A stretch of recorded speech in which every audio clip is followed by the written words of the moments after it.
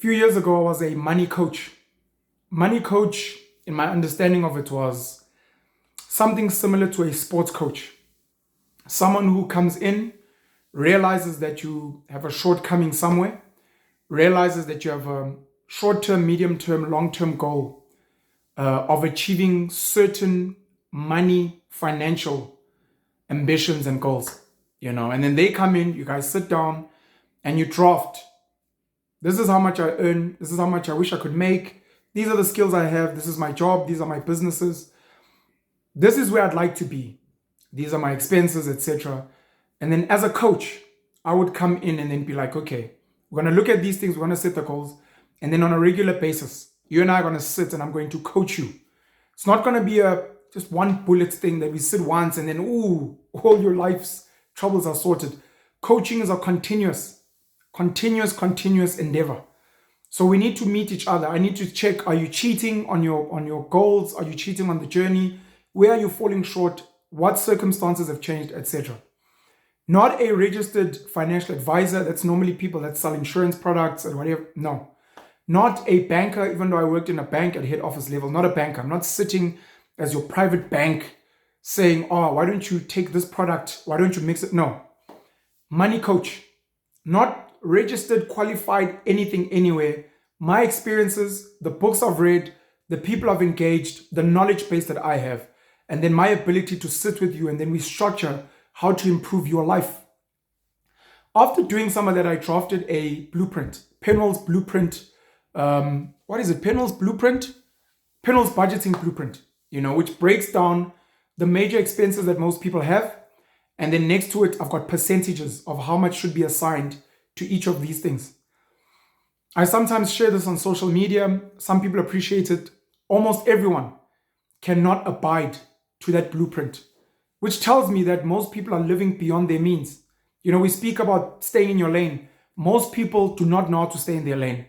And it explains why they have a credit card, an overdraft, a personal loan, they have revolving loans, they're constantly getting payday loans, they're speaking to a mashonisa, or they're living off someone else because they are struggling financially and they refuse to stick to this budgeting blueprint that I've drafted.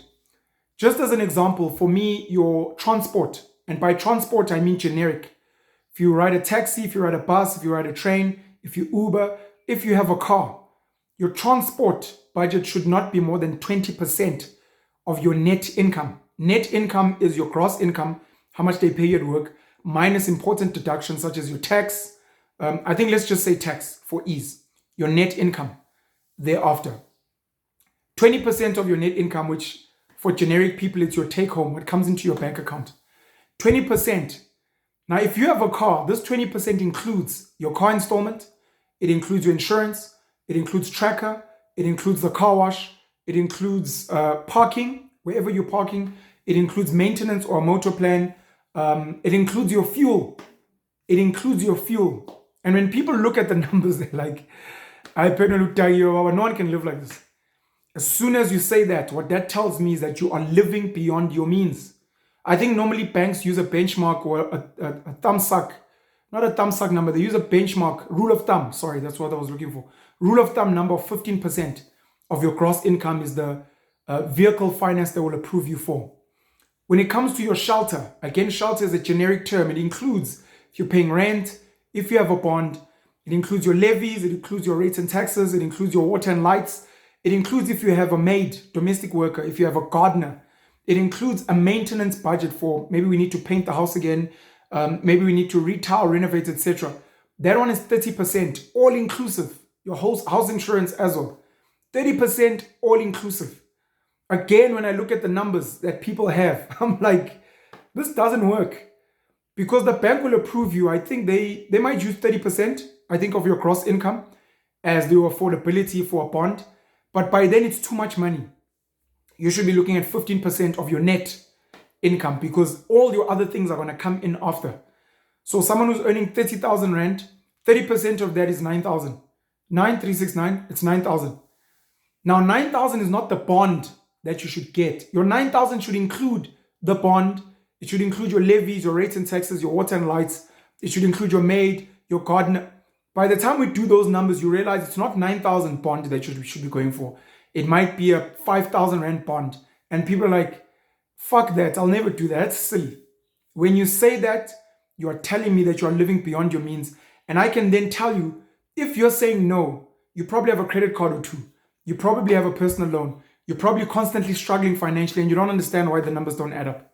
Because you do not have a strict budget and you do not have the discipline. I'm thinking of going back into this space. I used to run a WhatsApp group, it's Money School. People used to pay 100 rand a month. I know I was dragged by someone on social media recently saying, yeah, our people had this WhatsApp group where was making us pay 100 rand a month, which is just over 3 rand a day. But it was for education. It was for financial education to improve your life. And the people that felt it wasn't worth it were free to leave the group. But to go and tell people, Penwell was making us pay, this guy is scamming people, it's kind of retarded. 100 rand to get daily financial education, when other people have to pay thousands of rands for a tax advisor, for a financial advisor, etc., etc. I was teaching people in that group, and obviously, I think currently my rate is still 500 rand per hour. 500 rand per hour, I sit with someone, we take a walk, we look at your numbers and we see how to structure your finances. Very, very important in a world currently that focuses so much on money management, how to live better financially. I'm thinking of going back into that space. And in 2023, as I do my traveling, because in 2023, I'm planning to do a lot of traveling, meeting with people that consume my content, meeting with people that have questions for me, meeting with people that are Penwellists and follow my belief system of Penwellism, meeting with people that want to network with other people.